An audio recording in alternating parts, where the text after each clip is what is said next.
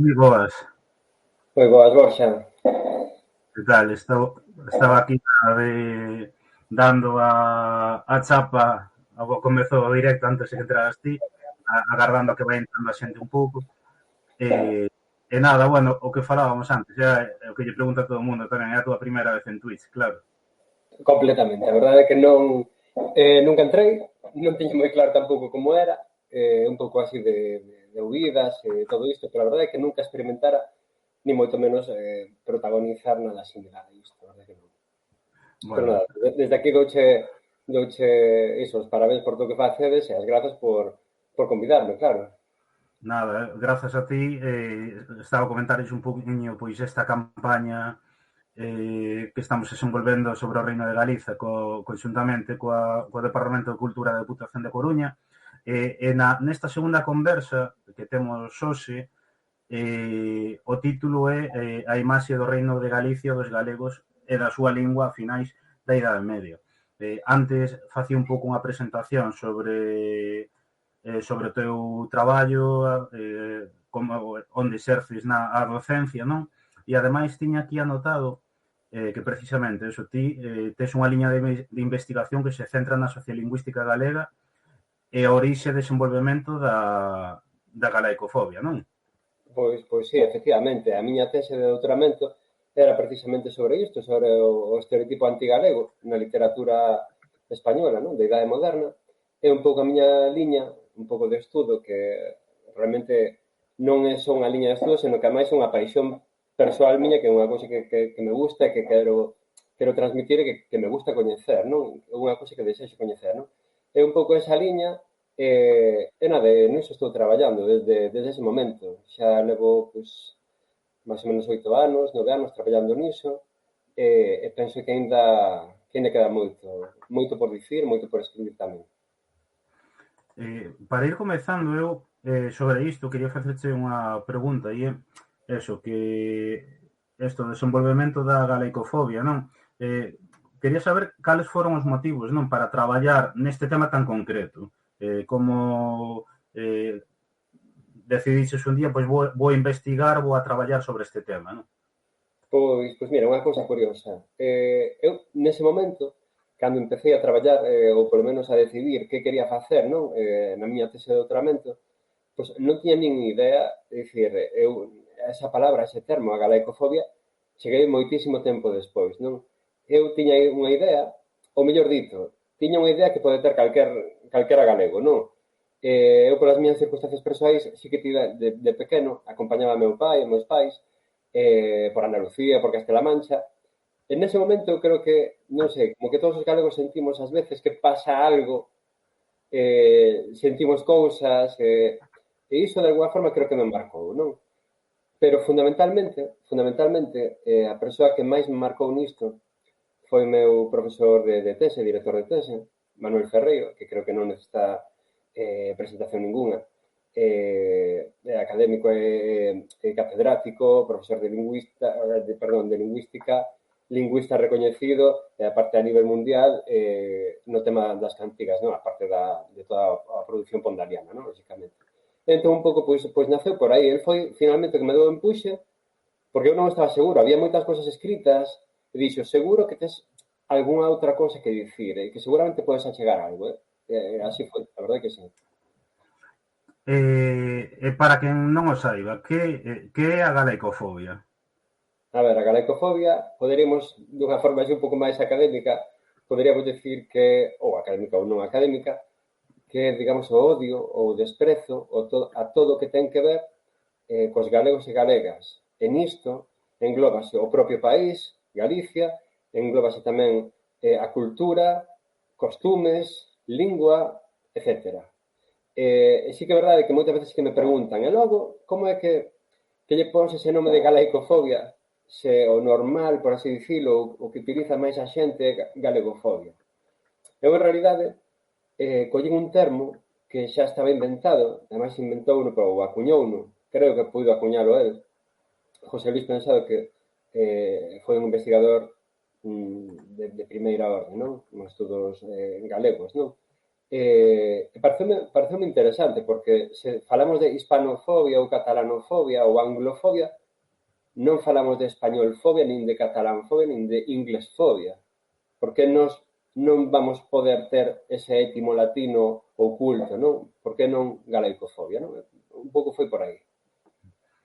E aínda que vamos a entrar posteriormente, un pouco para ir xa entrando agora, dende cando existe, digamos, a galecofobia? Sei que é algo complicado, non de dicir, pois de tal século, pero máis ou menos cando empeza a existir, a haber presenza desta actitude, deste concepto que se chama galecofobia. Ben, pois o que diste é absolutamente correcto, non? É imposible. Ningún estereotipo, nin ningún tipo de fobia ten un día exacto, non? Ten unha data exacta, non? E iso é moi complicado. Son procesos que son moi lentos. As maitas veces son moi lentos. Unhas veces poden radicalizarse en algunhas datas, en algúns eventos, pero polo xeral son procesos graduais, non? O que sí que está claro é que foi na Idade Media. Na Idade Media é cando realmente sí que se poñen esas bases da galaicofobia. Eu, claro, documentalmente creo que é así, que empeza no século XIII a darse, o mellor dito, a se dar os primeiros pasos, os pasiños máis pequenos, creo que empezan por aí. Pero realmente é no XV, cando, no século XV, cando eu considero que está plenamente asentada xa. Eso, hoxe falamos de galicofobia, falamos do Reino de Galiza, que aí teñen presenza pois, no título desta conversa, non? Como se orixinou, ou como crees ti que se orixinou esta galicofobia e que relación ten co Reino de Galiza? Vale, intentarei ser un poquinho breve, non? Nada, tranquilo, hai tempo, hai tempo. Ben, entón, o que che dicía un poquinho antes é que no século XV, digamos que aí sí que se ve plenamente asentada a existencia dun fenómeno que chamamos o que podemos chamar galaicofobia, non? Pero que pasa? Os primeiros pasos que se dan, como ben che dicía, é no 13, non? E que pasa no 13? No 13, pois digamos que ata ese século, digamos que Galicia, vinculada tamén a León, é unha monarquía, é un estado independente, é unha monarquía, non? E o último rei que tivemos, o último rei de Galicia e León, morreu no ano 1230, que era Afonso VIII, non? Ben, en Castela había outros reis, era outro país, era outro estado, outra monarquía. E era rival directamente. Eran rival, é dicir, a monarquía galega, o galego-leonesa, era rival directamente da Castelá. E a Castelá, por se fora pouco, aspiraba, digamos, a controlar ou ser a hexemonía en toda a Península Ibérica. Entón, digamos que eles empezan a crear un relato favorable a eles, pero sendo favorable a eles, é contrario, por así dicirlo, aos seus rivais políticos, que éramos principalmente nós. Eran outros tamén, pero un deles, digamos, un dos principais éramos nós. Entón, aí sí que se empeza a crear unha imaxe un pouco minusvalorativa do que son os galegos. Hai unha cita que para min é fundamental, que é un poquinho despois de que Fernando de Castela se faga co trono de Galicia, faise violentamente, porque a él non lle correspondía ser o rei aquí, non? En Galicia, en León. Entón, quítalle o trono a doña, chámase así, non? Moitas veces, non? A Dulce, a Aldonza, neste caso, ou Dulce, e a Sancha, non? E pouco tempo despois, hai un historiador moi famoso que é Lucas, chámalle de Lucas de Tui, pero el non era de Tui, el era leonés. E fai ese Cronicón Mundi. En ese Cronicón Mundi di algo así. E os árabes, cando entraron na Península Ibérica, chegaron ás grandes chairas, é dicir, está falando da meseta. E ali quedáronse coas mellores terras, deixando aparte Galicia, Asturias, etc. Aí non é que vexamos directamente unha galaicofobia, pero sí comezamos a ver os inicios dun certo desprezo. É dicir, as terras boas son as terras da meseta. Digamos, o que non é meseta entra nunha categoría inferior, non? E a partir de aí sí que empezamos a ver ese tipo de referencias. Tamén contra os reis galegos, que se dicía que eran inconstantes en Castela. Inconstantes, que non eran bons cristiáns, porque os reis galegos trazaban alianzas cos musulmáns porque non tiñan maior, dicir, non lle supoñía un problema trazar alianzas cos musulmáns. Entón, iso era moi mal visto en Castela, non? Entón, digamos que empeza un poquinho por aí. Non sei se responden exactamente ou me fun así Sí, polas sí, ramas. sí, perfectamente.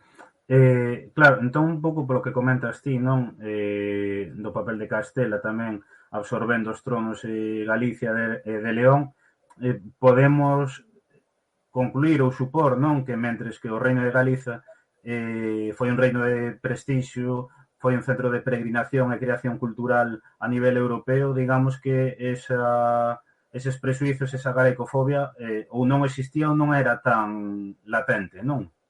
Efectivamente, tal vez sí que existía algo. É dicir, as sociedades humanas, os colectivos, sempre crean imaxes sobre outros colectivos. Moitas veces sobre os veciños, por exemplo, non? É dicir, claro que tiña que haber unha idea. Tiña que haber unha idea. En Castela tiña que haber unha idea de como eran os galegos, de como eran os vascos, de como eran os portugueses, se quere, xa nunha altura, cando xa se independizaran do Reino de Galicia, non? Tiña que haber unha idea. Pero sí que é verdade que os documentos que falan no século XII, non no XIII, no XII, e que non están feitos en Castela, falan bastante ben dos galegos, non?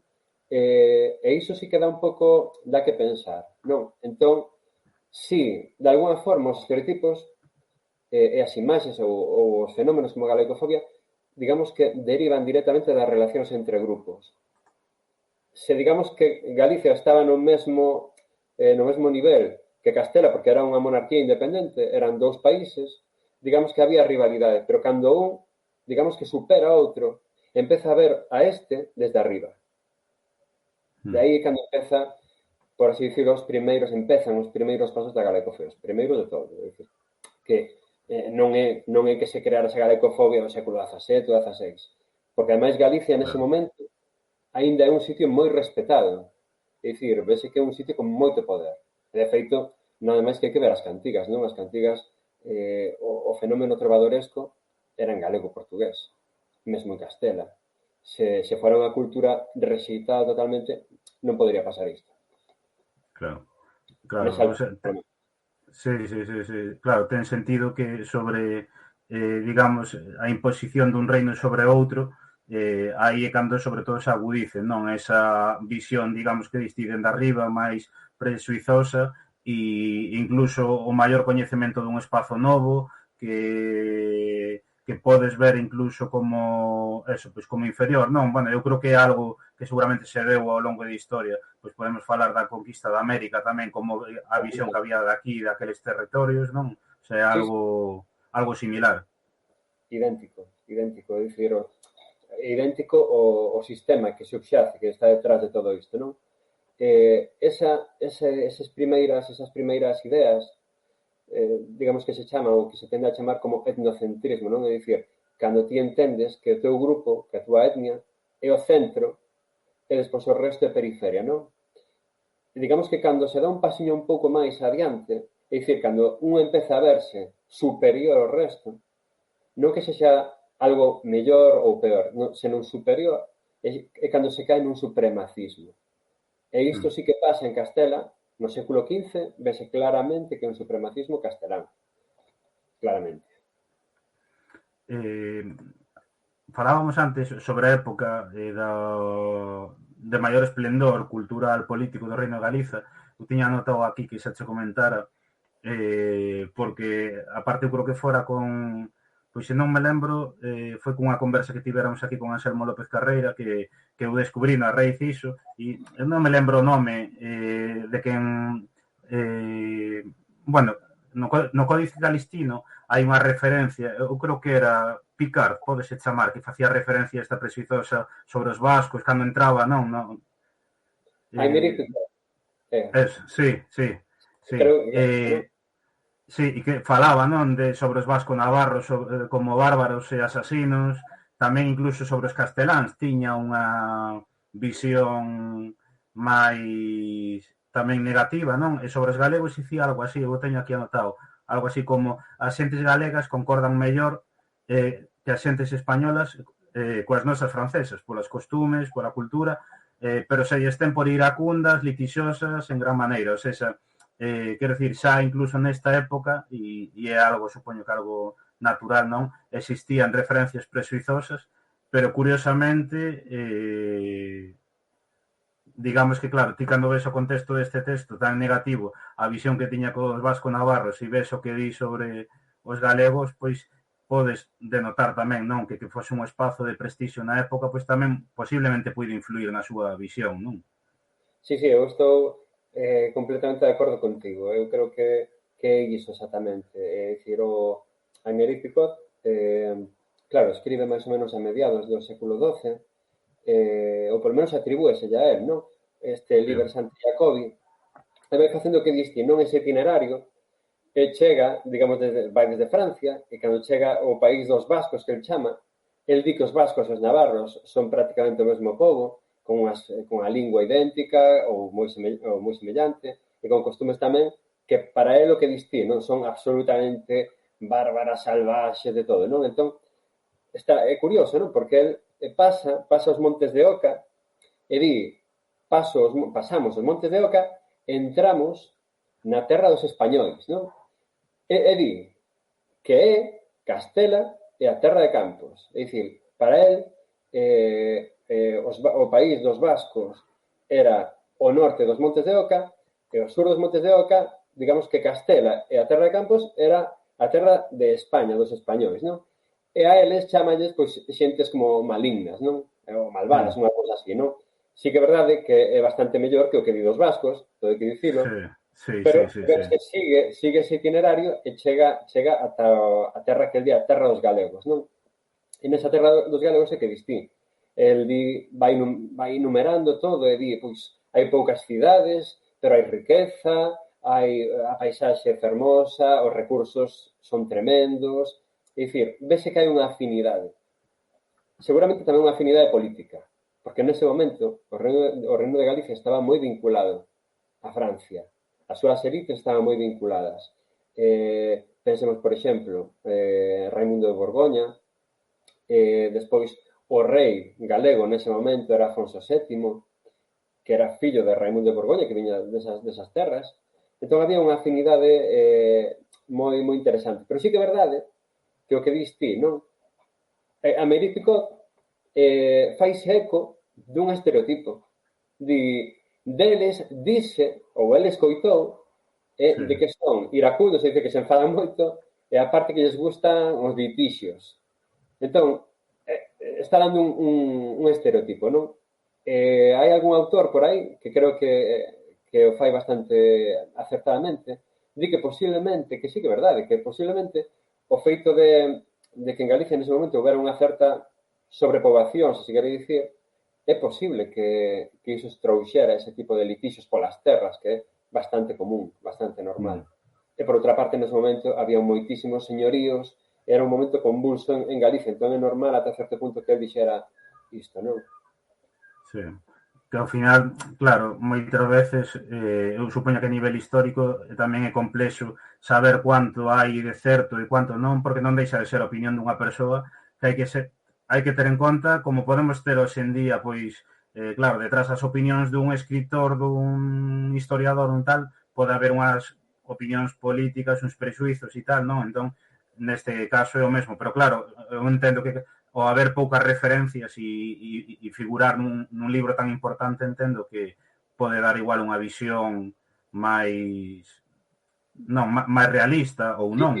Significativo, desde logo, é moito. É máis, acordeime un pouco agora falando disto, hai outra obra que tamén é bastante citada, aínda que un pouquinho menos, lógicamente, que é o poema de Almería, non? E o poema de Almería faise un pouquinho sobre esa época, non estou seguro se é uns anos antes ou despois, pero é desa época, non? Atribúeselle, creo recordar, a Arnaldo, que era bispo de Astorga, non? E el, que en principio era leonés, non era galego, fala, digamos, desa toma, desa conquista ou dese asalto que fan as tropas do rei Afonso VII, que era galego, en Almería. E unha cousa curiosa é que, sendo os galegos, é dicir, van os asturianos, van os leoneses, van os casteláns tamén, e van os galegos. E sendo os galegos os máis afastados xeográficamente, di que son os primeiros en chegar directamente á guerra, á batalla, non? Preséntanse Sí. os primeiros á batalla e di con innumerables lanzas, escudos, e o seu líder, dicía, pois era o conde Pérez de Traba, non? E entra como un rei, non? E despois, cando fala dos casteláns, fala en termos máis ou menos negativos. Di que entran co seu falar, coas súas linguaxes, algo dunha forma despectiva, e vese que había unha confrontación política. Castela, nese momento, xa estaba, digamos, creándose como un reino independente. E el, que era leonés, que era de Astorga, xa entendía que iso, digamos, que ia en contra desa monarquía unificada. Claro, eu estaba pensando, claro, eu supoño que tamén é complexo de saber, non? Pero a dúbida que teño é se esta galaicofobia da que estamos falando, este sentimento, o que se sabe é que está presente exclusivamente nas elites castelás, ou pola contra tamén hai referencias e que é un sentimento pois que calou, digamos, nas capas máis populares, non? Pois mira, é unha pregunta super interesante. Eu, os primeiros pasos que serán do que falábamos antes, non? Dese Crónico Mundi de Lucas de Tugi, ou doutros, pois, por exemplo, de Rebus Hispaniae, que é outra crónica super importante do 13, sí que están feitos están feitos por eruditos. Eses eruditos están nesas elites e ás veces incluso dunha forma política. Non son persoas eclesiásticas. Ximena Terrada era a man dereita do rei de Castela, por exemplo, non? Chanceler, é dicir, unhas persoas moi metidas dentro do poder, non? E eles escriben esas opinións que non son moi favorables aos galegos. E que o resto, é dicir, se collemos século tras século, vamos vendo que esas elites de Castela non son demasiado proclives aos galegos. Por exemplo, Afonso, o chamado Afonso X Sabio, que en realidad para non sería Afonso IX, dicía ou entendía que Galicia era un reino afastado. Fondón, dicía él, de España, dicía él, ¿no? Como o último, digamos, o sitio recóndito de España, non? Ainda que él recorreu ao galego para facer as cánticas de Santa María. É dicir, que tamén hai que ter en conta, non? É dicir, non era galaicofobia como tal.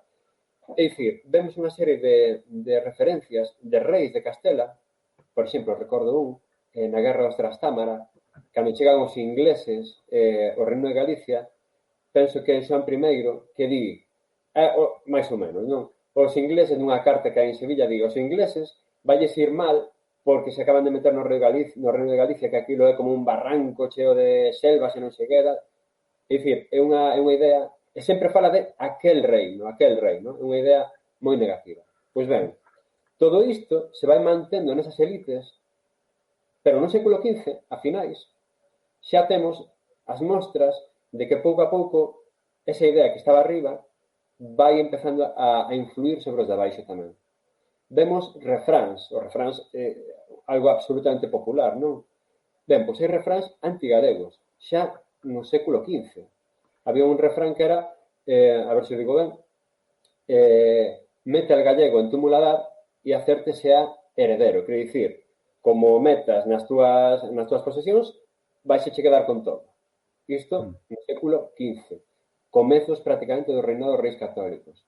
E outro máis, que era ayunas gallego a pesar do demo. É dicir, como chamándonos pobres, non?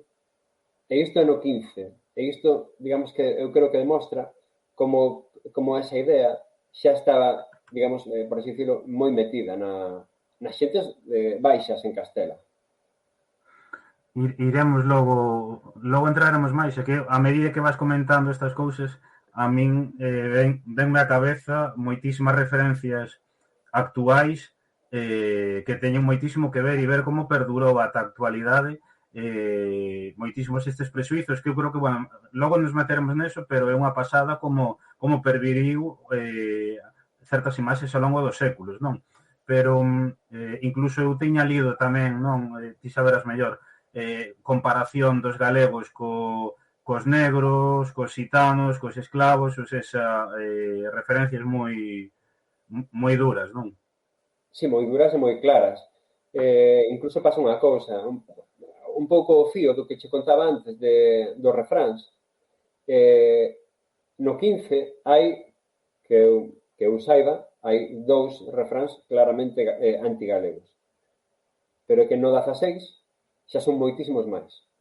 É dicir, digamos que aí sí que podemos entender, polo menos dunha forma cuantitativa, que a galecofobia vai medrando. Ben, pois un deses refráns que é denigrativo é ou somos gallegos ou non nos entendemos. É dicir, ou somos xente que fala mal, ou somos parvos ou non nos entendemos. Pois a historia curiosa é que ese refrán ten dúas versións máis. Unha é, ou somos griegos ou non nos entendemos, porque os gregos, claro, falando unha lingua que non era románica, sonaba moi raro. Sí. O último é, ou somos negros ou non nos entendemos. É dicir, entendíase que os subsaharianos, que a xente que viña, que eran escravos, que lle chamaban guineos ou negros, eran xentes, claro, que chegaban a Castela e non tiñan nin idea de castelán. Entón, claro, les falaban a súa lingua e os casteláns dicían, que falan esta xente, non? Entón, moitas veces sí que pasaba que negros e galegos estaban vistos case da mesma maneira durante un tempo. Había outro refrán nesa mesma época, recollido no ano 1555, que di ni perro, ni negro, ni mozo gallego. Mozo gallego, sí, É dicir, sí. equiparando eses tres elementos, non? Eu penso que é unha cousa curiosa e hai que ter en conta, sí, sí. E logo, unha curiosidade, e é que se estes prexuizos, estas referencias prexuizosas sobre os galegos existían tamén ou hai referencias a que existiran outros reinos, non? Especialmente noutros reinos pois máis cercanos, ou en principio era algo maioritariamente referido ao que a Castela. Ben, pois iso, a ver, non é todo fácil. É dicir, nos sabemos que digamos que ese estereotipo, esa galecofobia, ten, polo menos nos seus inicios, unha base política. É dicir, Castela é un poder digamos que exixe a Galicia unha serie de cousas. Por exemplo, no século XV, as Cortes de Castela deixan de chamar a representantes galegos. As Cortes, por así dicilo, para que entendamos todos, pois eran esas reunións presididas polo rei, entón chamábase a representantes de diferentes partes do reino, non? De cada reino aparecían, das cidades de cada reino aparecían pois representantes. Pois ben, no século XV hai un momento no que en Castela se decide non chamar os galegos. Porque, digamos que se vai poñer a Zamora, que era unha cidade non galega, pero que veñan representantes de ali a negociar. É dicir, as grandes cidades do Reino de Galicia din, moi ben, pois se non podemos representar, é dicir, se non temos representación, non vamos contribuir económicamente ás Cortes. Bueno, pois iso foi terrible, é dicir, desde as Cortes chamándolles rebeldes, traidores, os galegos, porque non querían pagar porque non tiñan representación. Entón, como Castela, digamos que era, Galicia e Castela chocaban, é normal que aparecera esa galecofobia. En Portugal aparece tamén, a finais do 15, cando o Reino de Galicia xa entra na órbita de Castela. É dicir, xa nos convertimos en inimigos deles, non? Aparece tamén un pouco por influencia dos casteláns, porque nese momento Castela tiña unha literatura renacentista xa moi potente. E eran, en certo modo, tamén unha referencia para Portugal. E empezan a aparecer algunhas cousas antigalegas, pero o inicio, por así dicilo, está en Castela. E máis unha cousa curiosa, porque vemos, é dicir, se un, digamos que está un pouco metido na documentación da época, vemos como a medida que Castela vai dominando outros territorios, os territorios que pasan a estar baixo control de Castela van asumindo pouco a pouco, non só a lingua, lóxicamente, tamén o ideario, o imaginario colectivo. E no século XVII aparece en Cataluña unha xente chamándolle gallego a un home que non era galego, por certo, é como insulto. E mesmo Mm. chega isto ao sur de Francia e chega tamén a Sardeña. Así que imagínate, cando estaba sobre o control, por así decirlo, hispánico, non? Sí, Non sei sí, se sí. respondí o Sí, que me sí, sí, sí, preguntaste. sí. Sí, no, eu é que a medida que me vas dicindo cousas vou intentando facer comparativas actuais. Claro, viñame a cabeza agora con eso, coa referencia de gallego en Latinoamérica, que había sobre todo máis antes que agora, non? E como vai previvindo e como se vai adaptando incluso en novos sitios, non? Logo, falábamos no título desta conversa sobre a presenza na literatura castelá, entón, temos que facer referencia, non, ao século de ouro español. Entón, quería saber eso, que relación ten esta galicofobia co século de ouro español, que é algo do que ti falas tamén, con xente como, pois, Quevedo, Góngora, etcétera. Vale.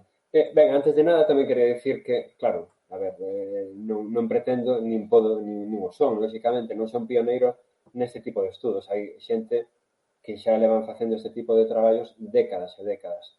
Agora viñame un pouco á mente Caramés Martínez, Xesús Caramés Martínez, que ten un libro impecable, para min sempre foi unha referencia sobre os galegos no século de ouro tamén, non? Entre outras épocas, non? Pero hai máis autores e autoras que trataron o tema quero dicir, vai por diante iso.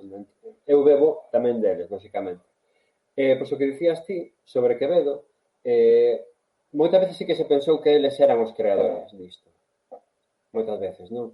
Pero non, en realidade non o eran. Eles herdaron eses conceptos que xa están completamente asentados. Que pasa?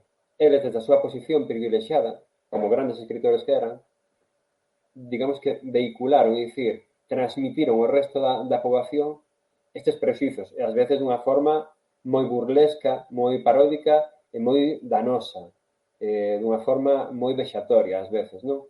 Por que? Porque lles funcionaba no sentido de que facía rir a xente en Castela, isto, moito. Entón era un recurso moi fácil, non? Quevedo ten moitísimas obras nos que fala de galegos, e hai unha delas, na que se chama Censura a Costumbre en España, tal, el di que un dos peores nomes que se lle pode chamar a alguén en España, no que ele entendía que era na Península Ibérica, porque nese momento Portugal tamén estaba dentro deses Habsburgo, desa monarquía Habsburgo, era chamarlle a alguén galego. Ademais, digo claramente, sin ningún tipo de reparo, non? Luis de Góngora, por exemplo, que era andaluz, Quevedo era madrileño, quero recordar, ou era castelán, en calquer caso. Luis de Góngora, que era andaluz, fixo aquel Montañas de Galicia, que iso é terrible, non? Dicir, Sí, sí, sí, sí. falamos dun reino infeliz, dun reino ali nas tebras por completo, dicir, dicir, era como a antítese da súa Andalucía mediterránea, que para ele era algo encantador. Entón, Sí. claro, desde ese punto de vista, claro, o outro que non ten nada que ver con Andalucía era do peor, non? Miguel de Cervantes ten varias obras tamén onde introduce galegos, pero tamén hai unha cousa que me chama a atención, que é que hai un momento no que intentou introducir galegos e alguén non lle deixou. Tamén é unha cousa curiosa. Vale? E eu, sobre isto que estás comentando, non, destes prexuizos, digamos, en persoeiros tan importantes, eso, non sei se podemos profundizar un pouco máis aí, se é herdado, pola contra, é un discurso que eles teñen conscientemente con un objetivo político, de asimilación, bueno, con un objetivo político, pero tamén cultural, non? Un pouco, non sei se podemos, Sí, sí. claro, non teño claro se pois se Quevedo ou Góngora reproducen prexuizos que están moi latentes na sociedade e que eles, por exemplo, pois forman parte deles ou pola contra son conscientes do que fan e ten un claro objetivo político e cultural, non? Vale. Ben, pois eu penso que ben, agora imos con iso, non? Por unha parte, sí que é verdade o seguinte, no século a comezos do século XVII e finais tamén do XVI, hai algo que cambia completamente a relación de Castela con Galicia. Ata ese momento, ata o século XV e comezo do XVI, Galicia era como unha especie de reino rebelde.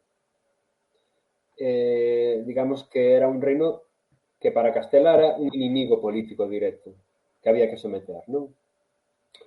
Que pasa? Unha vez sometido, aquí, claro, as elites deixan de ter tanta importancia. E hai moita xente, digamos que hai unha serie de secas, de pragas e de chuvias tamén, e moi intensas, que fan que a xente, non habendo un centro de poder, tiñen que ir a outro centro de poder. E o gran centro de poder que estaban creando nese momento, os Habsburgo casteláns, era en Castela, era Madrid. Entón, empeza a haber unha emigración terrible de galegos, moitísimos, milleiros de galegos e galegas, emigrando cara a Madrid e cara a contorna, non? Tamén de Castela. E ali, lóxicamente, como inmigrantes, pois fan os traballos que poden facer. Entón, xente como, por exemplo, Quevedo, vían que os peores traballos estaban feitos por asturianos, sobre todo por galegos, tamén por vascos, e aparte a iso uníase, por así dicirlo, xa unha mala fama previa. O que poderíamos, de alguna forma, poderíamos facer unha comparativa na actualidade, como se trataba a xente, por exemplo, na conquista da América, como se trataba os nativos dali, e como se trata en certos sitios os inmigrantes que veñen destas zonas, non? É dicir, mantense unha certa negatividade aínda que cambiou. Ben, pois o mesmo nos pasou a nós, non? Quevedo e Góngora vían aquilo e automáticamente recoñecían que os galegos pois eran xentiña, por así dicirlo. Hai un autor anónimo que foi o autor do Tordo Vizcaíno que dicía que os galegos son esclavos naturales. Era completamente pejorativo, non? Entón, por unha parte, era algo cultural. Por outra parte, tamén era algo que lle servía a eles para facer rir o auditorio, prácticamente como un elemento cómico. Pero sí que é verdade que tamén había un elemento de fondo político.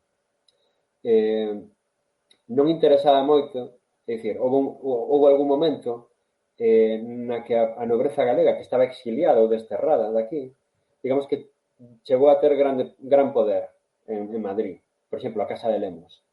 E a Casa de Lemos, sendo poderosa, tamén tiña inimigos poderosos. Entón, sí que moitas veces sí que se utilizou esa galaicofobia para meterse contra eses nobres. Por exemplo, o que se estaba dicindo un pouco antes, que tamén quixen deixar así un pouco en suspense, era porque Miguel de Cervantes non publicou algo sobre os galegos. Na primeira edición, na edición Princeps, do Quixote, Cervantes incluíu unha referencia negativa cara aos galegos. Pero quen pagaba a edición do Quixote? Pois nada máis e nada menos que o séptimo conde de Lemos, que era galego. E o conde de Lemos, cando colleu o libro, dixo: ou retiras isto ou esquécete de min. Co cal, el, o autor, tivo que quitar iso, lóxicamente. É dicir, era o seu mecenas, dependía del, pero claro, había outros autores que, digamos que estaban baixo o mecenado de outras persoas, e o que buscaban tamén era facerlle dano aos galegos. Entón, cando eles, digamos que non era máis unha manobra, non era tanto unha manobra política como algo plenamente cultural. Non era algo tan premeditado. Podía servir en algún momento para algún fin político, pero non tiña inicialmente nese momento unha finalidade política. Es un pouco que le vamos falando de todo isto, non? Comentaba eu antes tamén de que hai cuestións que non son moi vixentes. Por exemplo, a min ocurreseme a polémica que houbera aquela recentemente con Rosa Díez, non? Cando dixera o de galego no sentido peyorativo da palabra, non? Vese que agora hai tamén moitos comentarios sobre Feijóo, ou antes sobre Rajoy tamén, non? Incluso, bueno, pois cousas moi clásicas como el gallego non se sabe se sube ou baja, o de galego igual a tonto, atrasado, incluso a RAI que ata hai pouquiños anos tiña galego, non? Como, bueno, parvo, como parvo galego, que era o mismo, non? Entón, digamos que estes prexuizos, ainda que estamos falando do século XIV, XV, XVI, XVII en adiante, poden, eso, non ser precisamente tan modernos como pensamos. Non é algo que pensemos que é dos últimos 100 anos, senón que moitos prexuizos actuais veñen de moitos séculos atrás, non? Completamente. Un pouco na comparativa, temos que pensar, a día de hoxe, infelizmente, hai aínda racismo contra a xente que ven de África, sobre todo os subsaharianos. Existe ese racismo, infelizmente, pero que según, por exemplo, colle as fontes da literatura grega, existe ese racismo. Dicir, xa existe ese racismo, estamos falando de 2000 e non sei cantos anos, non? De diferencia. Sí. No noso caso, o problema dos estereotipos deste tipo de imaxes é que son moi complicados de eliminar, porque a sociedade cambia progresivamente, pero digamos que isto é algo que tamén se vai herdando intergeneracionalmente. Entón, é moi difícil mudarlo. Hai unha, sempre, é dicir, a mí pasoume, a mí non personalmente, pero sí que falei con moita xente, ademais é un tema que me interesa moito. Sempre que teño amigos que viven en Madrid ou que están por ali traballando, sempre lles pregunto, por ser galego, pasouche algo curioso. Eu así, digamos que tamén vou facendo acopio, non, de material. E de vez en cando sí que pasan este tipo de historias. Non, pois sí, dixéronme, pois, pero por que falaba así, ou por que falaba esta forma, ou, bueno, xa ven estes en dicirnos as cousas claras, non? Ben, pois hai unha carta, quero recordar, que publicou Chacón Calvar, un autor que tamén se dedicou ao tema da galecofobia, dun licenciado Salgado, non se sabería decir quen era exactamente o cargo que ostentaba nese momento, pero sei que foi no 1560 aproximadamente. E xa dicía el algo así como procuré responder a la gallega. E diste, pero como este home está falando disto? E o preocupante moitas veces que tamén o diga a xente de aquí. Iso é o máis, desde o meu punto de vista, que non deixa ser puramente objetivo ou subjetivo, perdón, penso que aí reside o problema, non? Que non señas galego. Non sei se galego é o que son, non? Ou, por exemplo, xa estás coa vergoña do galego, home, que o diga un galego, cando é algo relativamente cando é algo despectivo, pois aí, creo, ao meu ver, creo que aí reside o gran problema. Sí, está claro. Antes de nada, vou comentar tamén, bueno, logo vou ler un pouco o que está comentando aquí a xente no chat, que si tedes preguntas podedes ir deixando e vamos metendo as pouquiño a pouco. Eu fuches facendo xa referencia a algúns, pero, bueno, tanto na idade media como máis entrado xa na idade moderna, citaches algúns, pero podemos ir vendo máis, se te parece, sobre os prexuizos que máis se repiten a respecto dos galegos, e incluso se hai algúns que ainda pervivan hoxe. Sí, eu pasoume unha anécdota de hai xa bastantes anos, bastante relativamente, claro. Meus pais tiñan amigos, tiñan moitos amigos por Andalucía, porque meu pai traballaba por ali, e dunha das veces meu pai convidou a estes amigos, non? Mira, pois a ver se vos vides un día a Galicia e nos facedes aí unha visita, podedes ficar ali na nosa casa. E ela nunca vira o mar, era unha señora de Sevilla, e dicía, pero claro, é que aquilo, a min contaronme que aquilo está cheo de montes, de que aquilo é feísimo, de que aquilo é terrorífico, unha cousa así, non? Ela tiña moito medo, por alguna razón, chegaralle esa idea, non? Alguén lle contou ou chegou a esa idea, non? Ben, pois ese tipo de ideas, por exemplo, xa están, digamos que están nese momento completamente instauradas no século XIV. No século XV, xa non digamos. Un dos grandes intelectuais que había nese momento en Castela, que foi o autor da Guerra de Granada, Alfonso de Palencia, xa dicía que os galegos que eran xente ruda, da cal non te podías fiar, porque ademais de todo iso eran sacrílegos, eran, dicir, belicosos, de todo, non? Pero aparte, el fundamentaba isto en que a súa patria, dicía el, a súa nación, era un sitio cheo de montes ásperos. É dicir, que sigue un pouco, é dicir, esa idea de Galicia como ou do Reino de Galicia nese momento, non? Como un sitio áspero, agreste, non unha cousa así, non? Eu penso que pervive aínda iso. Despois, o que é a idea dos galegos como pobres, tamén creo que pervive. Tamén creo que pervive. Alguna vez nalgún restaurante tiño escoitado isto, non? Pero como están caros, estamos en Galicia, non? Cosas así, non? Co idioma tamén, especialmente a partir do 15, antes non, non? A partir do 15 sí que hai xa ideas moi negativas, non? Sobre o galego, non? Ou polo menos o que eles entendían que era o galego, a fala galega, non? Que chamaban eles así, non? Recoñecendo que era un idioma completamente distinto do castelán. Entón, sí que existen, é dicir, hai prexuizos que se mantiveron durante moito tempo e outros, pois, sí que se foron sumando. E outros decaeron, tamén, outros decaeron. Pois, por exemplo, sumaron, eu vexo todos os días, non? Co tema da droga, non? Iso, lóxicamente, pois hai 200 anos non teria ningún sentido. Pero, por exemplo, a espiritualidade ou religiosidade, se quere, durante moito tempo sí que se asociou os galegos, pero antes se asociou justamente ao contrario, que os galegos eran xentes heréticas, que utilizaban a bruxería e todo isto, non? Entón, vai mudando. O que sí que vexo, hai certas cousas que o que che comentaba antes, vexo que non mudan esas cousas, non? En relación ao idioma, en relación coa pobreza, suposta pobreza, en relación ao país tamén, esa parodia creo que aínda continúa. Moitas veces cando nos din non, é que fala dunha forma graciosa. Claro, para nós, en principio non parece unha cousa mala, non? Ser simpático ou caer ben. Sí. Pero o que hai detrás, se digamos que afondamos un pouco, se cadra non é tan positivo. Sí.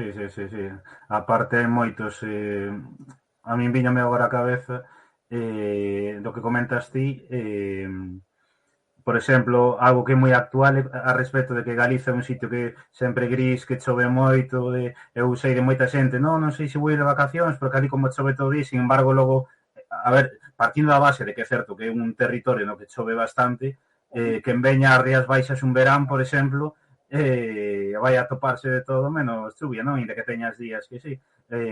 Ou o tema das cabras e das vacas, eu supoño que tamén será algo extensivo, ademais de Galiza, seguramente cos asturianos, cos extremeños, cos andaluces, non? Ao longo de todos eses séculos, con ese tipo de sociedades que ven máis agrarias, máis atrasadas, que foron aportando moitos emigrantes, non? Eu entendo que tampouco é algo só exclusivo do que é o territorio galego.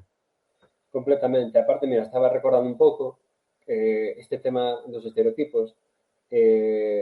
Claro, xa leva desenvolvéndose pois o último século, non? Máis ou menos. Nos anos 40, houve un autor, Edwards, creo recordar, que decía que os estereotipos dependían moito da dirección.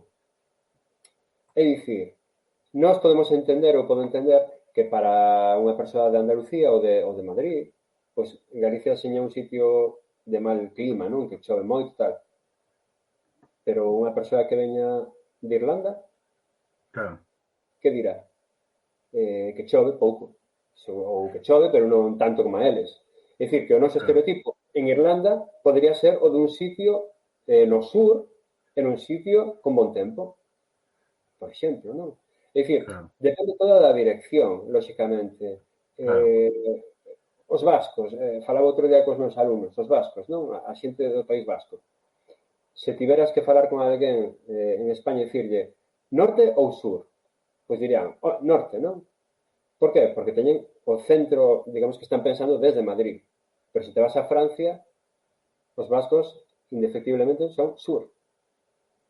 Non é norte. É dicir, por qué? Porque a mentalidade parte desa metrópole, é dicir, de París.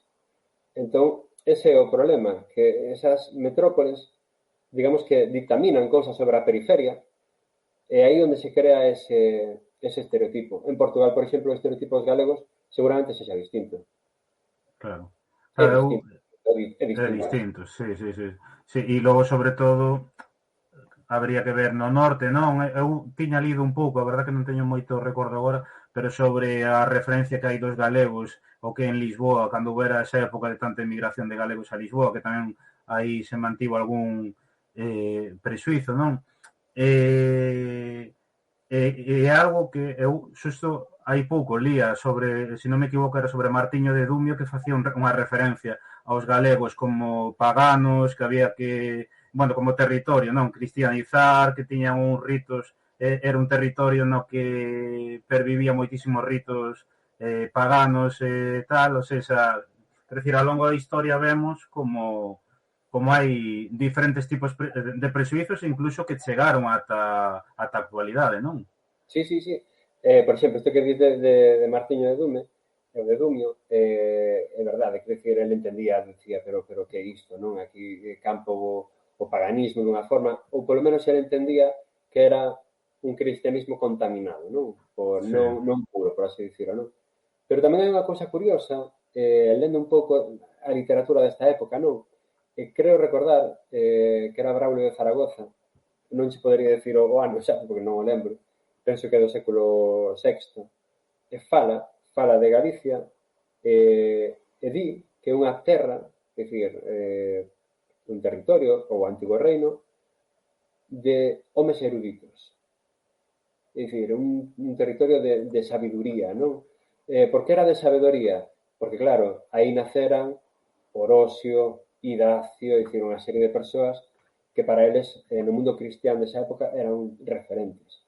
De feito, Sí, o propio Isidoro en Sevilla, que non era galego, que era hispalense, é visigodo, de ascendencia visigoda, dicía que os galegos era sabido por toda a xente que eran máis branquiños de pel que a xente de Hispania e que por iso se chamaban galegos, porque tiña que ver cos galos, e os galos ao norte dos Pirineos tamén eran un poquinho máis brancos, lóxicamente estamos máis ao norte, non nos colle tanto o sol, non? Por lo menos naquela época, seguro. Pero unha cousa máis interesante é que dicía que os galegos descendían seguramente dos gregos polo seu grande inxenio, sí, pola sí, súa sí, grande sí. inteligencia, que é unha cousa que cambiou radicalmente despois. Eh, Antes de pasar á seguinte pregunta, a mí me estaba vindo a cabeza agora, por exemplo, Castellanos e Castilla de Rosalía de Castro, que é casi un alegato precisamente contra ese maltrato aos galegos, non? Total. E aparte é un alegato, moitas veces algunha persoa dixo bueno, que aquilo era unha aberración, que iso non sucedera. Ben, pois, ese tipo de persoas estaría ben que lesen a literatura feita por persoas de fora da Península Ibérica. Pois, por exemplo, Charles Davillier, que era francés, pero moitísimos máis. Eles chegan á meseta e din, algún deles chega a dicir, como pode ser que os casteláns traten tan mal os galegos que sen galegos realmente e que non habería ninguén que pudera traballar aquí. É dicir, dependen directamente desta xente e os tratan peor que cans, non? Entón, Mm. Rosalía, cando chega ali, na súa época, ve isto perfectamente, dase conta do que hai. E aparte, ese símil que fai, tamén o fai outra persoa antes, e a mí isto dame que pensar, non o sei, se ela puido ter acceso a esa obra, do cura de Fruime. O cura de Fruime, aproximadamente 100 anos antes, un poquinho menos, xa di que os galegos que os trataban como a negros, é dicir, como a escravos cando iban a Castela, non? Nese momento tamén hai que dicir que tamén ían a outros lugares, como por exemplo Lisboa. En Lisboa non creo que foran moi ben tratados polo que teño lido, pero sí que eran considerados como xente absolutamente leal.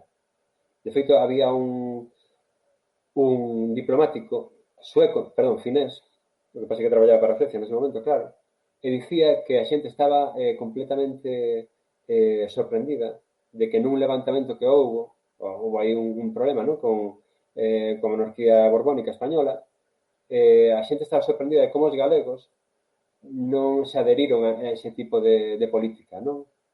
É dicir, que eles seguiron sendo uns inmigrantes honestos e traballadores, non? É dicir, un pouco para que vexamos que ese momento, pois sí, era un momento duro para os galegos, lógicamente, sí.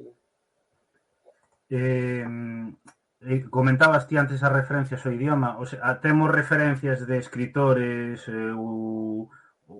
por exemplo, de escritores ou de referencias de persoas da alta clase castelá, eso, a respecto do idioma, que falen do galego como o dialecto, como un idioma que non se entende, que é falado por labregos e todo iso.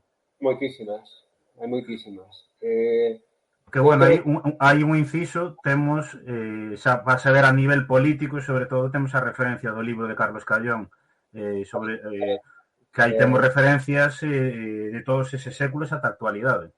desde logo, ademais, recomendo o libro porque, máis, quero dicir, fai cronolóxicamente todo ese seguimento, eu creo que é impecable, non? Nese aspecto.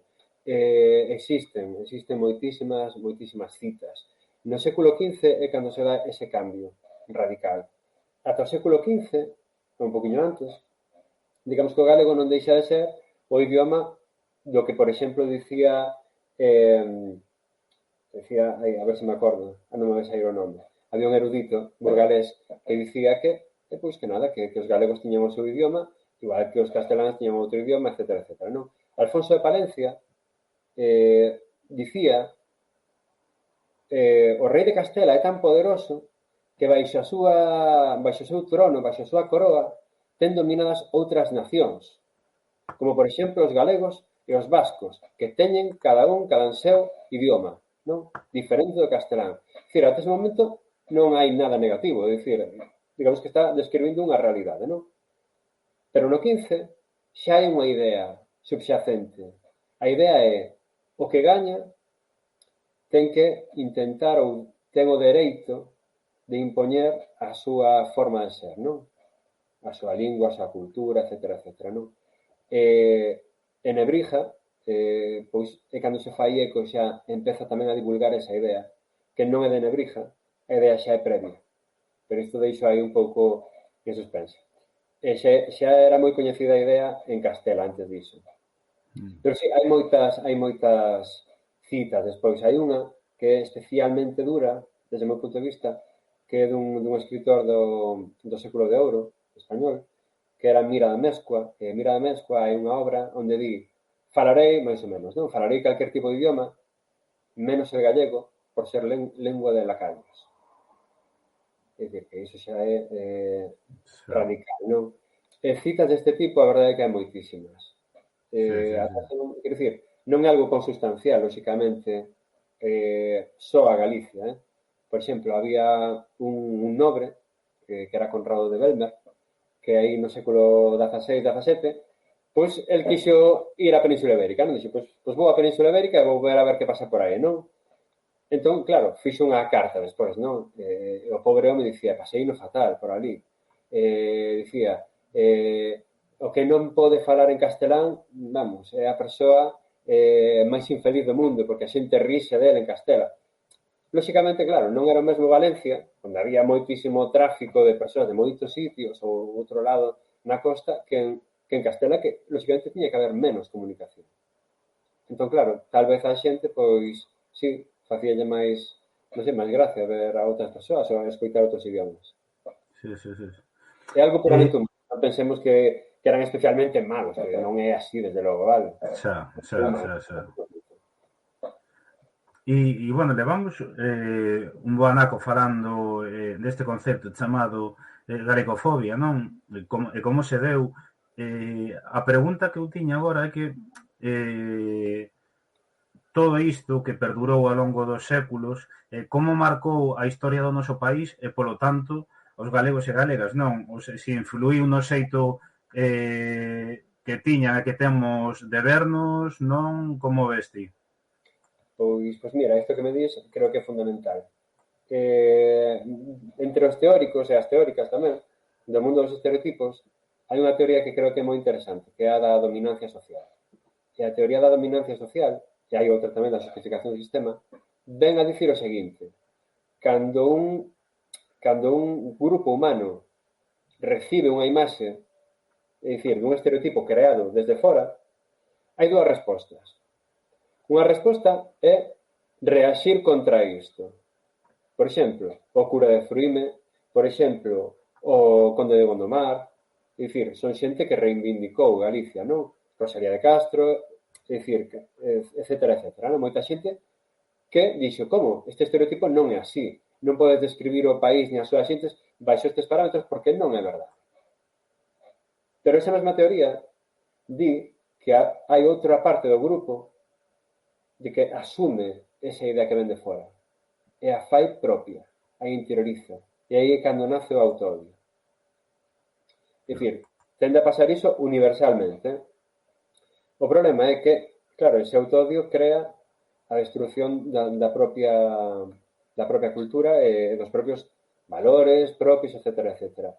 E iso aí, é dicir, penso que aí está o problema, digamos que a principal consecuencia dese estereotipo, desa laicofobia, é iso, é esa aparición dese autoodio. Creo que é un pouco que nos destrue pois colectivamente.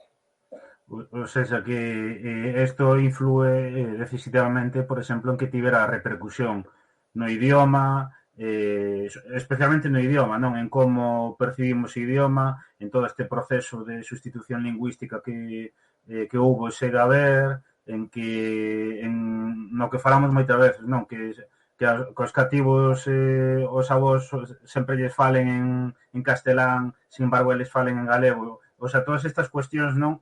Dun xeito ou do outro beben de todo isto que estamos falando hoxe, non? Absolutamente. Digamos que a fonte, a orixe é esa. Non hai outra. Quero dicir, se o estereotipo que recibíramos fora de outro lugar, porque, non sei, pode ser que estivéramos noutro estado, con outra metrópole, non sei, calquera, pois seguramente non pasaría isto. Non. Pero isto foi o que aconteceu. E iso é o que determina todo este tipo de fenómenos. E máis, pasaron a mí non só coa lingua, senón que tamén teño escoitado e visto cousas, e recordo hai moitos anos unha persoa que me dixo, aquel pobo unha vila, non? Aquela vila é preciosa, foron quitando aquelas casas vellas todas, que eran fermosísimas, e foron facendo edificios, agora está moitísimo mellor.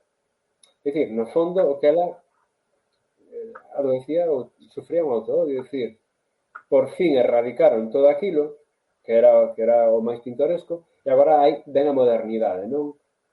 Entón un pouco esa idea, non? Esta idea que non pasa, por exemplo, noutros lugares do Estado ou do mundo, señor McGonagall, non? Por exemplo, eu entendo, creo que, por exemplo, en Euskadi non pasa iso. Creo que non, un pouco pola sensación que teño familia ali e cando falo con eles dame outra sensación. O estereotipo tamén é verdade que é distinto. E o estereotipo dos vascos cambiou bastante. Hai cousas que permaneceron e outras cambiaron. Aquí eu creo que, por exemplo, a respecto do idioma, ten moito que ver que históricamente fose o idioma das clases populares, non? Eu creo que é algo que influiu dun xeito moi importante nesa creación de prexuizos dunha visión prexuizosa, non? Sí que é verdade que, por exemplo, claro, agora pensámoslo desta forma, pois, o que dis, non? Un pouco das clases máis populares, pero, por exemplo, creo que era Murguía, que dicía, no século XIX, dicía, os fidalgos, os grandes fidalgos, aínda falan galego. Sí. Os seus fillos e fillas xa eran educados de outra forma, non? Por exemplo, o conde de Gondomar. O conde de Gondomar sabemos que lle encantaba, non? Que ademais que escribiran as cartas, a relación epistolar que tiña, que fose en galego.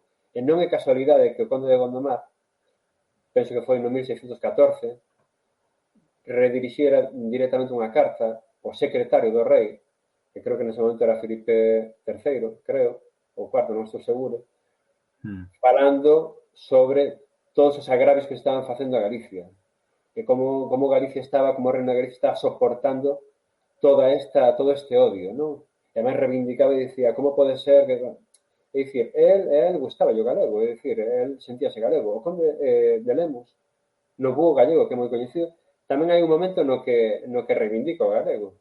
É dicir, que agora, neste momento, sí, parece que máis das clases populares, pero non sempre foi así. Tamén foi idioma de monarcas, de nobres, de xente burguesa, de todo. Sí, está claro que ao final ao longo da historia foi cambiando moito e a percepción que podemos ter hoxe non é a de hai 700 anos, por dicir algo, claro. Absolutamente, sí. Eh, e logo, claro, ti comentabas antes, non? Sobre que non se combatiu isto, e precisamente un dos presuizos máis grandes que hai, ademais que eu creo que está moi presente aquí en Galiza, é a de que o pobo galego é un pobo manso, que non loita, que non se rebela contra o que está mal, non? Precisamente, por exemplo, contra estes presuizos houbo resposta, como ti ben dís, pero tamén é un prexuízo que se lle outorga ao pobo galego que non é así e que temos a historia, non? Que pode mostrar o contrario. Absolut- Ainda hoxe na actualidade, eu moitas veces cando falo disto poño de exemplo das folgas xerais que houve nos últimos 10-15 anos, especialmente as movilizacións que houve en Vigo, non? Quer decir, que demostran que é algo que non é certo, non? Sí, sí, sí, eu estou completamente de acordo. E creo recordar, creo que sei un pouco cando nace isto. Se calquera persoa recorre un pouco a documentación ou a literatura mesmo do século XV ou XVI, atopa que os galegos eran algo negativo, bastante negativo, eran bárbaros, eran violentos, eran xente rebelde. Por antonomas eran xente rebelde. Rebelde contra o poder que viña de fora, sobre todo, non? Mm. E incluso, claro, rebeldes, pero para eles, en Castela, eran traidores, porque non se deixaban dominar desa forma. De feito, había unha expresión das moitísimas que había, que eran denigrantes cara os galegos, que era o que lle chamaban eles o couce galego, la coz gallega. Sí. E aínda no século XIX había un home que dicía galleguito darás la coz. É dicir, chegará o momento de que te rebeles, non? Pero sí que é verdade que cando empeza esa inmigración, o galego pasa a ser entendido como unha persoa prácticamente abatida, como unha persoa que está sometida, unha persoa que xa non ten vontade, non? Pero iso é relativamente recente. O principio era radicalmente distinto, iso non era así. E pouco a pouco, con esa inmigración masiva, digamos que a xente que recibía esa inmigración desenvolveu a idea de que esta xente que ven de fora ven facer os traballos máis, por así decirlo, máis calamitosos, son xente sen vontade. Pero, lógicamente, non é así. É dicir, é unha distorsión da realidade, como ti ben dís. E isto responde a que, por exemplo, eso, en algúns países de Latinoamérica no seu momento houvese tamén unha visión prexuizosa sobre os galegos, non? Ainda que logo hai algo que foi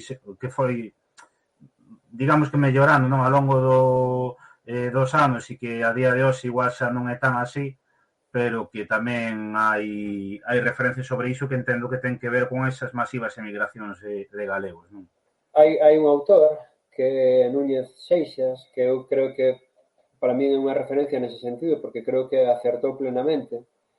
Como ti ben sabes, cando un vai ou ía, porque agora creo que non está tan claro ou xa non se utiliza tanto, a xente, os peninsulares, os españois, chamabanlles galegos, non? Gallego, Sí. non?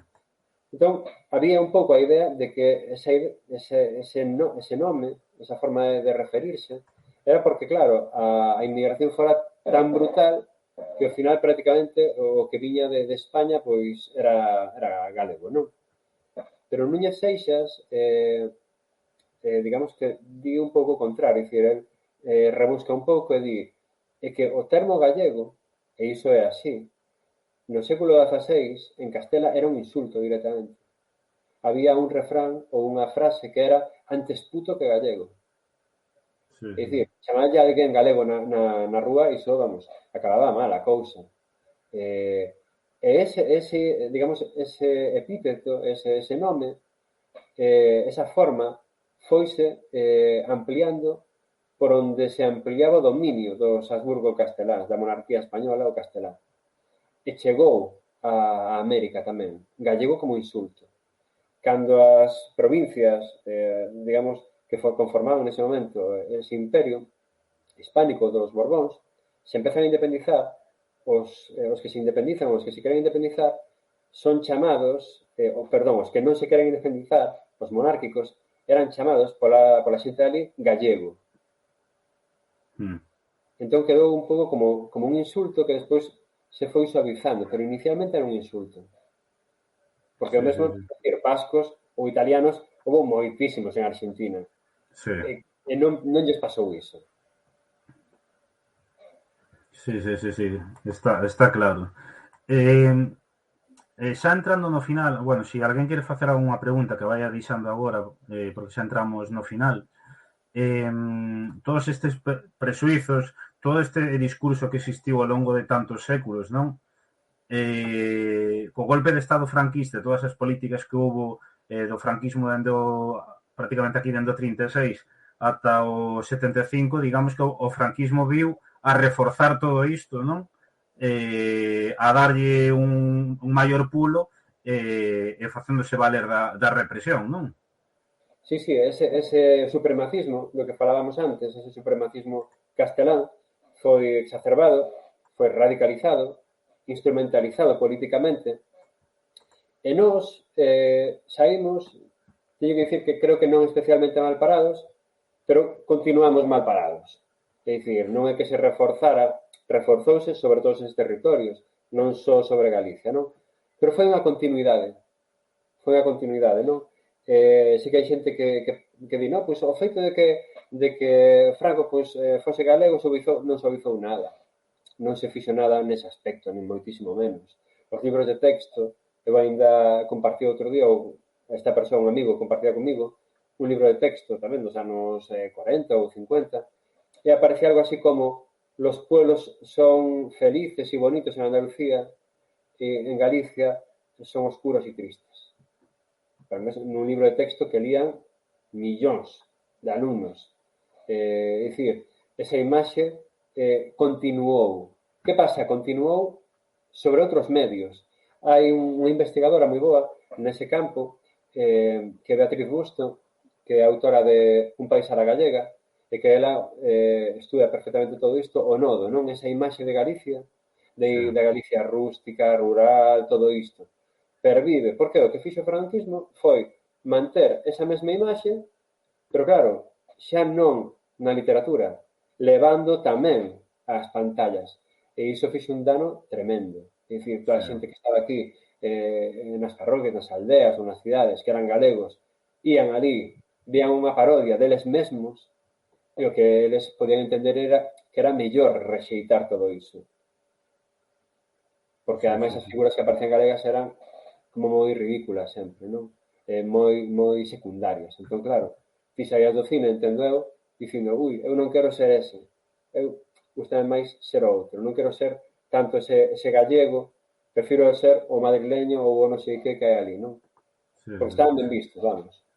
Así, hai eses vídeos, non, que saca o nodo de que van ás montañas galegas aí aos Ancares, non sei onde, que fala moitas veces que descendientes de los celtas que aún viven en las no sé que e que teñen ainda viven en condicións como de hai 1000 anos, ou seja,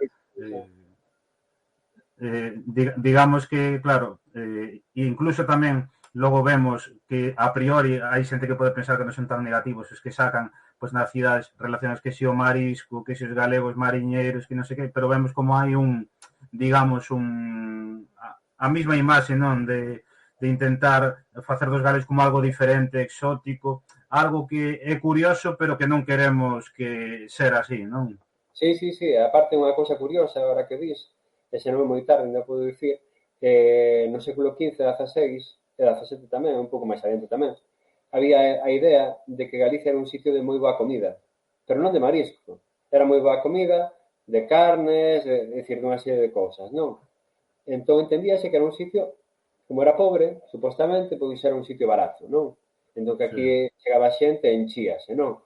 E iso mesmo foi variando co tempo, é dicir, variou a comida, pero a idea mantívose. Esa idea sí, de, sí, non, pues, voume a Galicia que total por nada, como unha mariscada. Pues, intenta, sí, sí, a ver que tal vai, sí, intenta. sí, sí, sí, sí. Pero, dicir, sí que subxace esa idea. Sí. E a idea, O concepto que hai agora non do marisco baratísimo, pois chegou ao longo dos séculos. sí, sí, sí, sí. E xa, bueno, para entrar xa na última pregunta, para poñer fin xa a isto, non?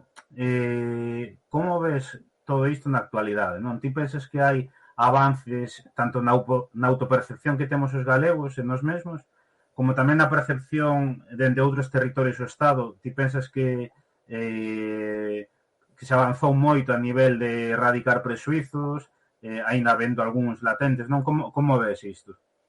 Pois, a ver, creo que hai varios factores aí a ter en conta. Por exemplo, os galegos no século XIX éramos, por así dicirlo, a man de obra barata.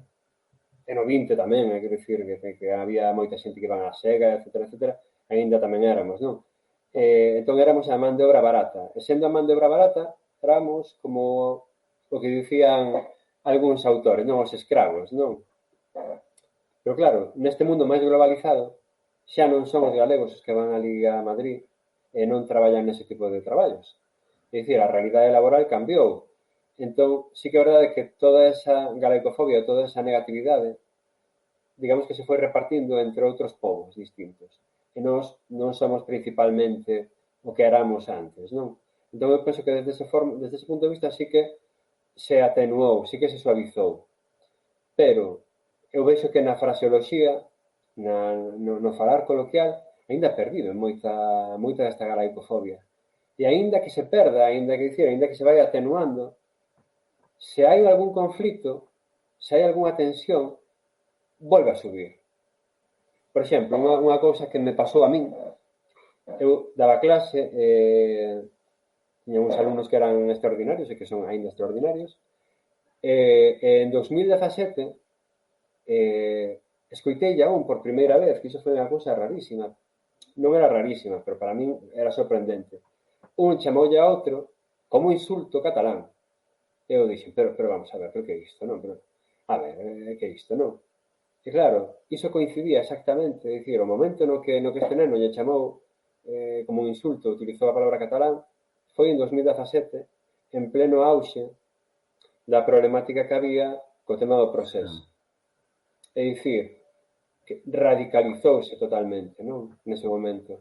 E os estereotipos son, por así dicilo, os primeiros elementos en radicalizarse tamén, cando hai algún tipo de tensión. Pensemos, por exemplo, na guerra, non? Entre Rusia, Ucraína. A propia linguaxe cheganos, ou levamos a dicir, non, os rusos fan isto, os ucranianos fan o outro. Cando en principio a guerra, pois, entre líderes, non?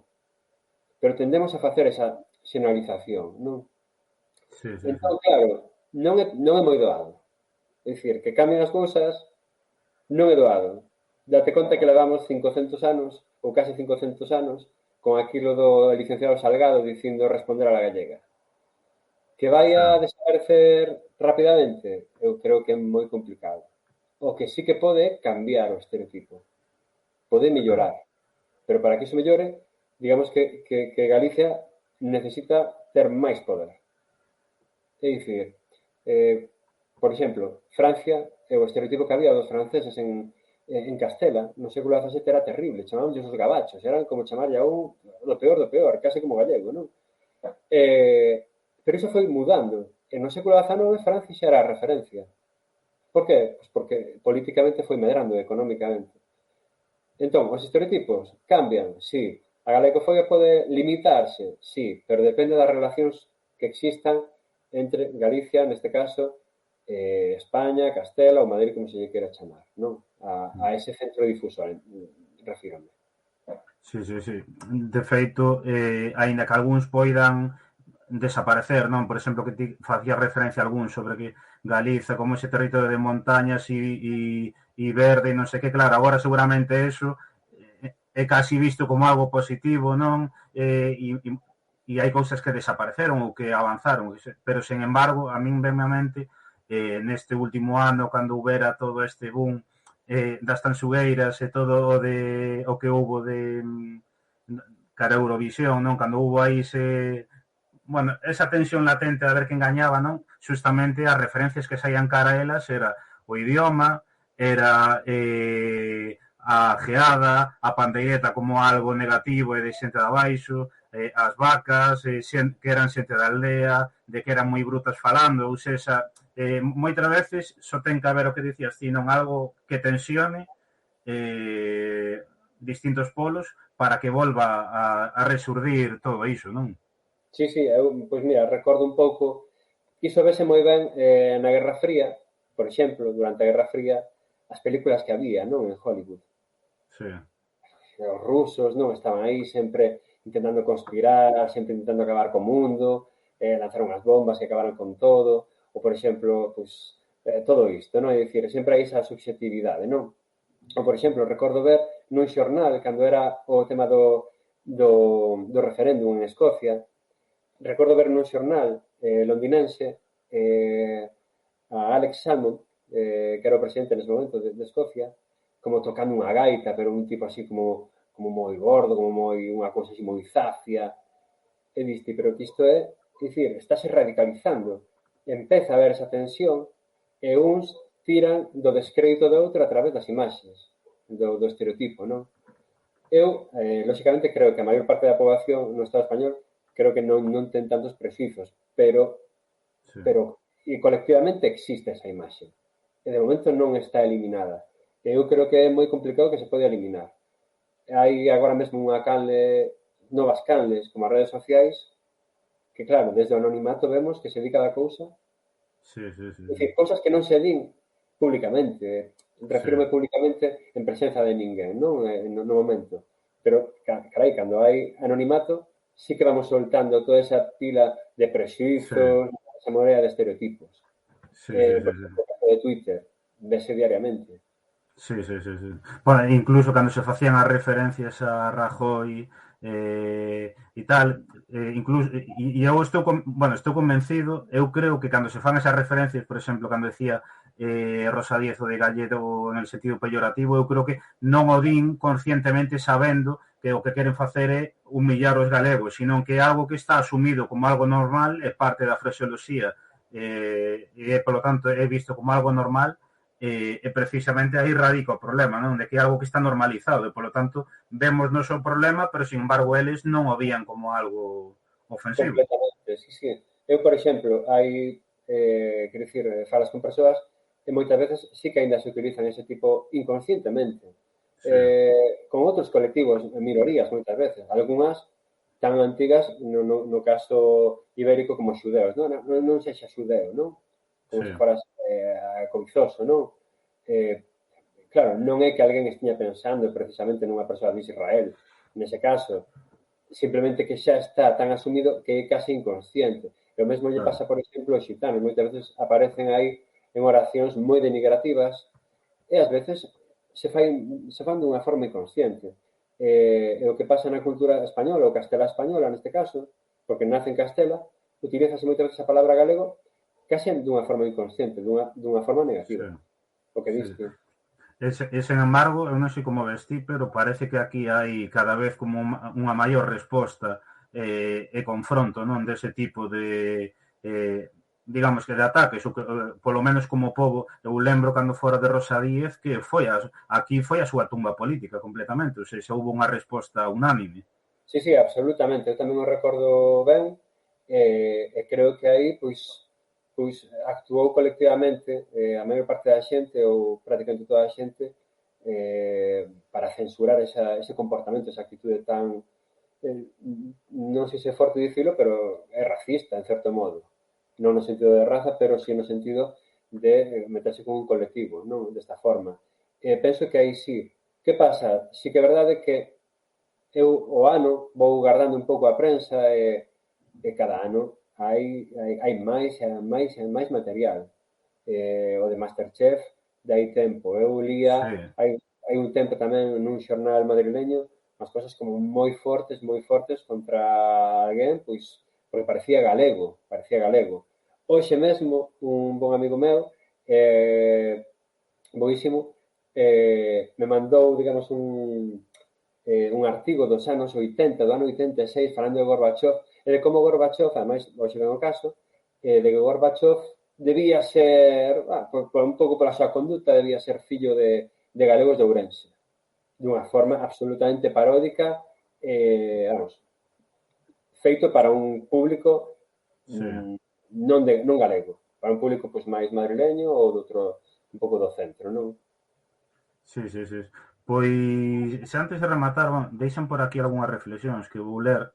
Bueno, falan por aquí Xan Vieito sobre que unha persoa que acaba de retornar a Galiza e que sempre lle fala, especialmente nas empresas privadas, no ámbito público, na administración, que sempre lle fala en galego, que sempre lle responden en castelán, que supoño que o quere ligar a todo este auto-odio e todos estes prexuizos, non? E tamén falan aquí Gabi, si Galiza como pobo está quedando rezagado con respecto aos cataláns e vascos a respecto de cultura, educación, lingua e outro tipo de competencias, non? Despois tamén, bueno, dan por aquí, danche os parabéns a Librería Brente pola conversa. Tamén falan aquí sobre a visión en México, moita xente dos galegos que foran ali ao seu país a facerse ricos e a roubar o que era deles, non? É un pouco así, é un pouco que se vai comentando. E sobre todo aquí, Gabi, eu entendo a pregunta que fai sobre se estamos quedando rezagados con respecto aos cataláns e vascos, todo este tema de lingua, cultura. Bueno, claro, se xa é unha cuestión de máis política, pero que, bueno, pode responder, claro. A ver, claro, non é moi fácil, quero dicir, habería que ver en que parámetros. Eu creo que a cultura galega en certos aspectos, creo eu, pero claro, isto non deixa de ser máis que a miña opinión completamente subxectiva, non? Eu creo que hai cousas ou hai elementos da cultura galega que son moi fortes, Sí. que nin en Cataluña, nin no País Vasco teñen digamos, esa forza, pero sí que é verdade que a min unha cousa na que estou de acordo, que creo que vai por aí tamén, é que ese autoodio, polo que sei, que tampouco son un grande experto, teño familia no País Vasco, no Euskadi, máis tamén en Cataluña, por parte da miña muller, e sí que é verdade que non noto ese autoodio. Non o noto. Aquí é normal, non é que nós sexamos peores, porque sí, non, é que sobre nós caeu unha lousa, botáronnos unha lousa moi pesada e durante moitísimo tempo. Entón, non é cuestión nosa de non, que os galegos son así. Non, os galegos somos así como pode ser calquer outro pobo no mundo. Claro. As mesmas circunstancias. Un pobo que se lle botan a lousa é unha imaxe tan sumamente negativa, prácticamente do peor que había en Europa. O noso caso é moi similar aos irlandeses, por exemplo. Absolutamente similar. É dicir, un pobo calquera que se botan a lousa dese estilo é custoso sair de aí. É moi custoso. Claro, eu outro día li un artigo e falaban sobre o tema do idioma, non? E dicían que se pensaba que a principios do século pasado o galego era o idioma, falaban en torno ao 90-95% da poboación, ou seja, que era o idioma da inmensa maioría da poboación. E comparábase con que agora é o idioma cada vez menos xente, un idioma pois que falan maioritariamente as persoas maiores, non? Claro, eu reflexionaba sobre iso e decía, o sea, o pobo galego non escolleu suicidarse como pobo e, polo tanto, liquidar o seu idioma, liquidar a súa cultura, liquidar a súa mitoloxía, non? O sea, hai factores políticos que explican todo iso e no que tamén influen todo o que estamos a falar hoxe. Absolutamente, hai unha coerción. É dicir, calquera persoa da miña idade, ou máis maior, e máis pequena tamén, que prácticamente toda a xente, sí que vive ese proceso de asimilación. É dicir, moitas veces non é un proceso escollido por nós. É algo, esa lousa que nos cae, é unha lousa que xa está creada desde hai moito tempo. Nós continuamos sufrindo os seus efectos, e non é tan doado quitala de arriba. Entón, o que pasa co idioma ten moito que ver con ese proceso de asimilación que están sufrindo ou que sofren outros povos tamén, non só en Europa, senón en todo o mundo, non? Sí. Pero no noso caso, pesa moito ese estereotipo creado sobre nós. Dicíame unha compañeira nun colexio, unha boa compañeira, que me dicía que eu, cada vez que falaba galego, dicíame a profesora, dicíame, pareces unha aldeana, pareces hija de tratantes. E claro, ela foi interiorizando todo iso. É normal. Todos nós interiorizamos cousas negativas. Se temos información, que eu creo que é o fundamental, só coa información podemos de alguna forma criticar iso e ver que é verdade, que é mentira. Só con información e co coñecemento. É o único instrumento que temos. E eu penso que é un instrumento que triunfará. Ou, polo menos eu, non sei, son así un pouco, non sei se inocente nese aspecto, pero creo que sí. Que ao final, a verdade, moitas veces, a maior parte das veces, sae a luz porque é moi complicado de apagar. Creo que, polo menos, ou espero que sexa así, polo menos. Totalmente de acordo. Eu creo que sí, que hai que ter unha visión propositiva, porque senón, ao final, caer sempre na condescendencia e non a visión negativa tampouco vai axudar a solucionar. Pois levamos unha hora e media, entón eu creo que podemos poñer xa fin a esta conversa. Eu, nada, quería agradecerse que poder contar contigo hoxe. Eu creo que foi unha conversa super interesante e, ademais, un tema que eu creo que non é para caer no victimismo, senón para coñecer e profundizar cuestións que ainda siguen moi presentes, poder coñecer de onde veñen e que significado teñen, non? Entón, bueno, quería agradecerte, pois, que fixeras parte deste ciclo de conversas e tamén comentar a xente que está, que vamos a ter artigos tamén na página web que reflexionaremos sobre estes temas e sobre máis. E nada, eso, agradecerte que estiveras hoxe aquí na nosa canle. Agradezo a ti enormemente, nunca fixera isto, a verdade é que foi todo un placer. Pois nada, eu encantado no que poida aportar, no que poida chegar, encantado por participar e moitas grazas a vos por todo ese traballo que facedes, por todo ese labor que estás facendo día tras día aí. Nada, graciñas a ti. Eu vou continuar 2 minutos para a xente que non marche. Nada, despídote. Nada, eso, agradecerte. Seguimos en contacto e divulgaremos ao longo dos días tamén artigos que tes moitos escritos tamén en Nos Diario. Algún teño por aí, sí. Graciñas. Grazas. Chao. Chao.